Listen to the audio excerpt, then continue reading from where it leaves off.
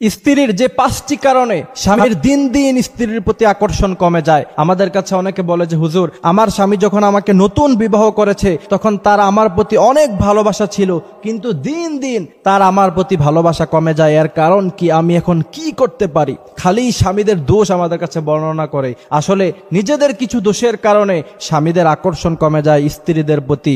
নিজেদের সাথে মিলিয়ে দেখেন যে আপনাদের মধ্যে এই দোষগুলি আছে কিনা। যদি থাকে তাহলে আজই পাল্টিয়ে ফেলুন এবং দেখবেন যে আপনার স্বামী আপনাকে আগের মতো আবার ভালোবাসা শুরু করেছে ইনশাআল্লাহ।